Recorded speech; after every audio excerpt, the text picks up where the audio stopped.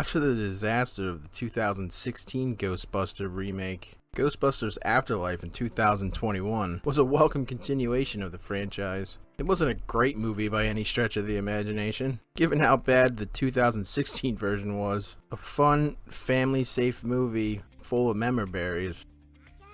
Yeah, remember Alex? Remember?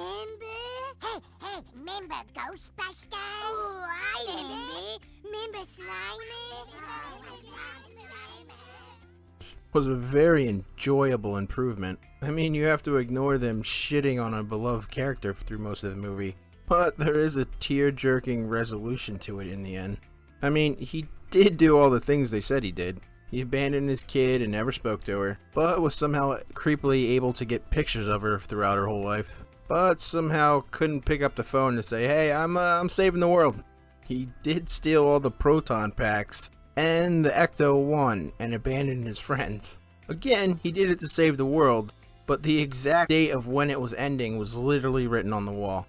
He had about 30 years to play with. Could have been like, hey, come check out this cave with a monster tunnel that I periodically have to fire into unless all these smoke ghosts come up and kill everyone. And oh yeah, there's a never dying old man in a glass coffin just sitting here. Maybe the 20-foot statue of Gozer could have convinced him that he was right. Do any of those things and maybe your daughter wouldn't have turned out the way she did. Which brings me to the purpose of this video.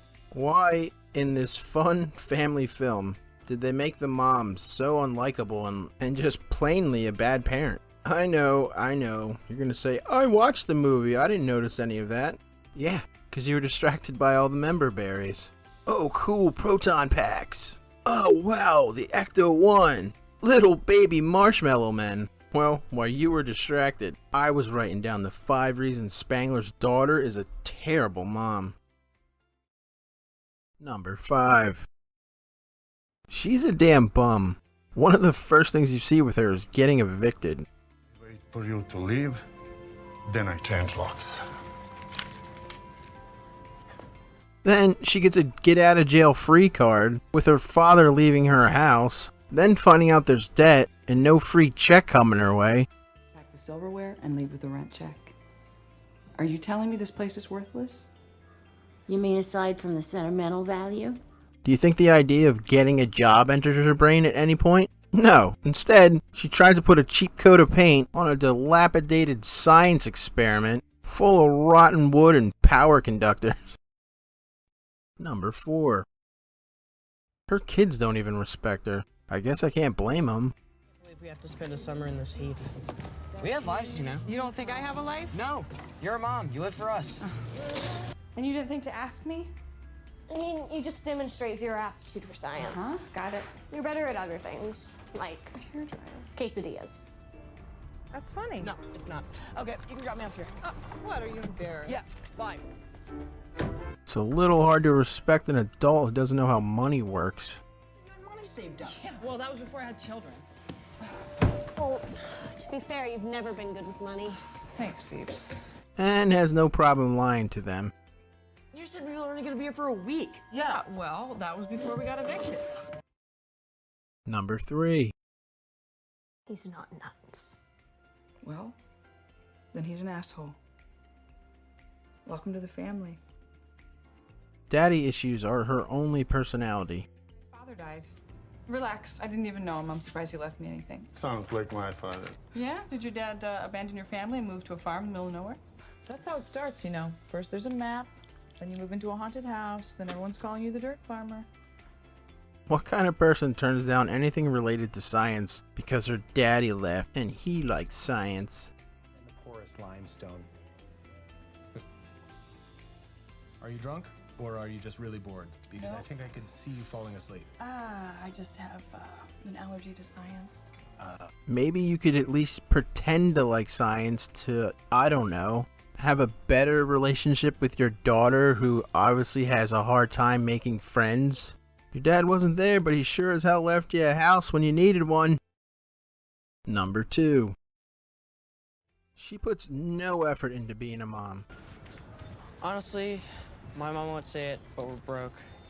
We just got evicted, and the only thing that's left in our name is this creepy old farmhouse our grandfather left us in the middle of nowhere.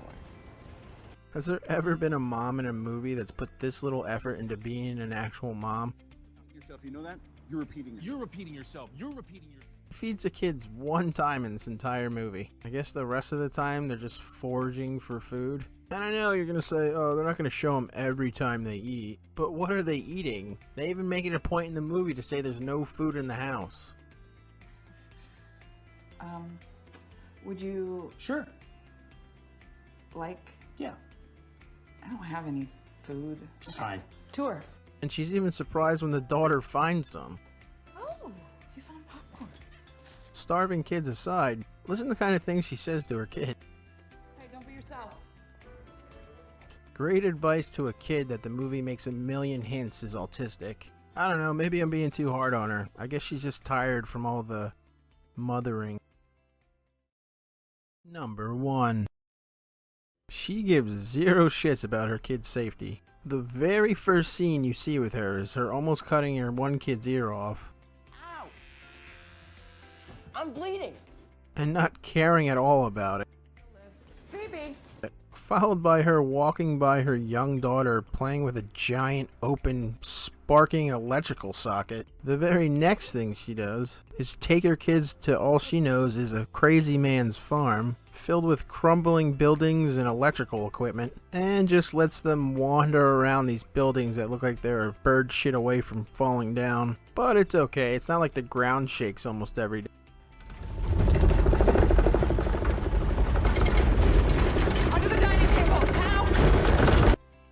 And what does she do day one in this new shaky town that she just moved into? Lets her kids just roam around without a care in the world. Sure hope both of your kids on the same day aren't taken to the same abandoned mine where a bunch of people died. Sure hope the kids that your son just met don't take him to the middle of nowhere where there's a 100-year-old elevator over a mine shaft and they start playing with guns.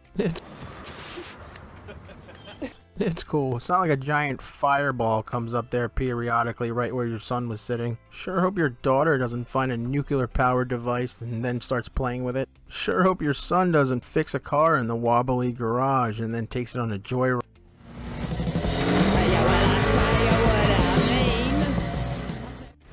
Boredom.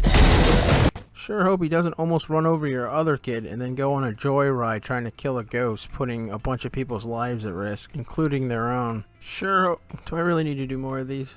But it's okay. They're caught by reasonable adults, cops, and thrown in prison where they kind of belong. You know, because their mom just sort of lets them do whatever the hell they want, but her dad wasn't around when she was a kid, so it's okay. Good thing your bad parenting didn't rub off on your kid, and she's not a little psychopath now willing to zap fry the town sheriff. Holy crap! Your kid's a little psychopath. You're gonna get her some help, right? And, you know, not just send her to her room and not know where she is the next day? Ah, what the f... This director had to know how bad this lady looks, right? I mean, that's why they forced that scene on her where Paul Rudd has to tell the audience and hope that you ignore all the things you've seen so far. I think you're great. You're a great mom.